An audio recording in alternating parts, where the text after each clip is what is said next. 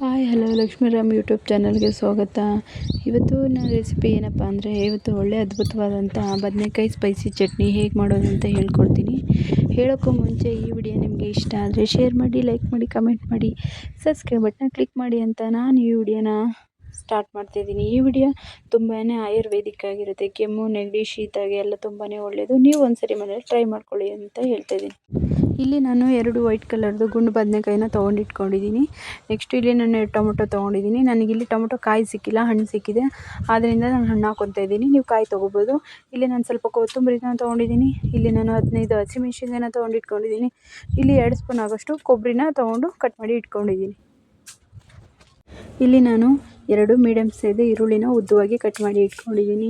ಇಲ್ಲಿ ನಾನು 1.5 ಸ್ಪೂನಷ್ಟು ಜೀರಿಗೆನ ತೊಗೊಂಡಿದ್ದೀನಿ. 10 ಮೆಣಸುಗಳನ್ನ ತೊಗೊಂಡಿದ್ದೀನಿ.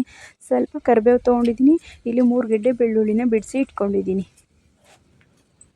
ನಾನು ಒಂದು ಪಾತ್ರೆ ತೊಗೊಂಡಿದ್ದೀನಿ. ಬದನೆಕಾಯಿ, ಮೆಣಸಿನ್ಕಾಯಿ ಮತ್ತು ಎಲ್ಲನೂ ಕೂಡ ಹಾಕಿ, ಟೊಮೊಟೊ ಹಣ್ಣು ಕೂಡ ಹಾಕಿ, ಉಪ್ಪು ಹಾಕಿ ಇದನ್ನು ಚೆನ್ನಾಗಿ ಬೇಯಿಸ್ಕೋಬೇಕು. ಇದು ಇವಾಗ ಮುಕ್ಕಾಲು ಭಾಗಷ್ಟು ಚೆನ್ನಾಗಿ ಬೇಯ್ತಾ ಇದೆ. ನೀಟಾಗಿ ಇದು ಬೇಯಿಸ್ಕೋಬೇಕು, ಅರ್ಧ ಬೇಯಿಸ್ಕೋಬಾರ್ದು.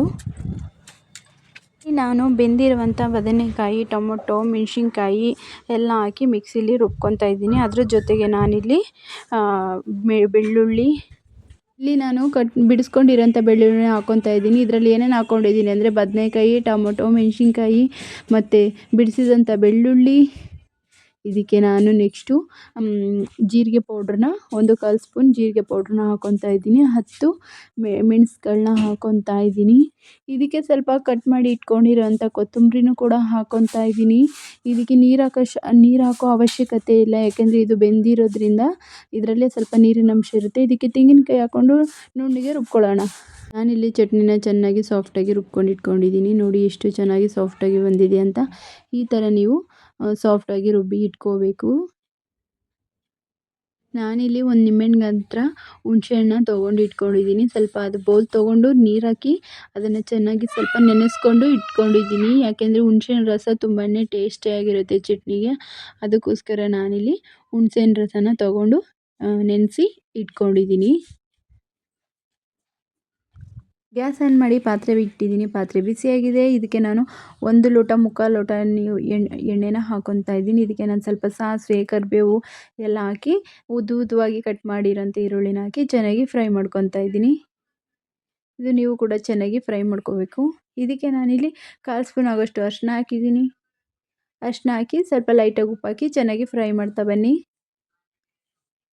ಅರಿಶಿನ, ಉಪ್ಪು ಮತ್ತು ಈರುಳ್ಳಿ, ಕರಿಬೇವಿನ ಸೊಪ್ಪು ಇದೆಲ್ಲ ಎಷ್ಟು ಚೆನ್ನಾಗಿ ಫ್ರೈ ಆಗ್ತಿದೆ ನೋಡಿ, ಅದ್ಭುತವಾಗಿ ಫ್ರೈ ಆಗ್ತಿದೆ. ಇದು ಕೆಮ್ಮು, ಶೀತ, ಕಫಗೆಲ್ಲ ತುಂಬಾ ಒಳ್ಳೆಯದಿದು. ಇವಾಗ ನಾನಿಲ್ಲಿ 1 ಚಿಟಿಕೆ ಆಗೋಷ್ಟು ಅರಿಶಿನ ಹಾಕ್ಕೊತಾ ಇದ್ದೀನಿ. ಮತ್ತು ಇದನ್ನು ಚೆನ್ನಾಗಿ ಫ್ರೈ ಮಾಡ್ತಾ ಬನ್ನಿ. ಈರುಳ್ಳಿ ಚೆನ್ನಾಗಿ ಫ್ರೈ ಆಗಬೇಕು, ಹಸಿ ವಾಸನೆ ಎಲ್ಲ ಹೋಗಬೇಕು. ಆ ಕರಿಬೇವು, ಈರುಳ್ಳಿ ಸ್ಮೆಲ್ ಗಮ್ ಅಂತ ಬರ್ತಿದೆ ನೋಡಿ, ಈ ಥರ ಗಮ್ ಅಂತ ಸ್ಮೆಲ್ ಬರ್ತಾ ಇರಬೇಕು. ಇವಾಗ ಚೆನ್ನಾಗಿ ಬೆಂದಿದೆ. ಇದಕ್ಕೆ ನಾನು ಹುಣಸೆಹಣ್ಣನ್ನ ನೆನೆಸಿ ಕಿವುಚಿ ಇಟ್ಟಿದ್ದಂಥ ಹುಣಸೆಹಣ್ಣನ್ನ ಹಾಕ್ಕೊತಾ ಇದ್ದೀನಿ. ಇದು 1 ನಿಮಿಷನಾದರೂ ಚೆನ್ನಾಗಿ ಫ್ರೈ ಆಗಬೇಕು. ಹುಣಸೆಹಣ್ಣು, ಈರುಳ್ಳಿ, ಕರಿಬೇವು ಎಲ್ಲ ಚೆನ್ನಾಗಿ ರಸ ಹಿಡಿದು ಬೇಯಬೇಕು. ಚೆನ್ನಾಗಿ ಫ್ರೈ ಆಗಲಿ. ನೀವು ಹಾಗೆ ಫ್ರೈ ಮಾಡ್ತಾ ಬನ್ನಿ. ಆ ಹುಳಿ ವಾಸನೆ ಎಲ್ಲ ಹೋಗಬೇಕು. ಇಲ್ಲಿ ಚೆನ್ನಾಗಿ ಹುಳಿ ಬೆಂದಿದೆ ನೋಡಿ. ಇದಕ್ಕೆ ನಾನಿವಾಗ ಸ್ವಲ್ಪ ಉಪ್ಪು ಹಾಕ್ಕೊಂಡು ಚೆನ್ನಾಗಿ ಮಿಕ್ಸ್ ಮಾಡ್ತಾ ಬರ್ತಿದ್ದೀನಿ.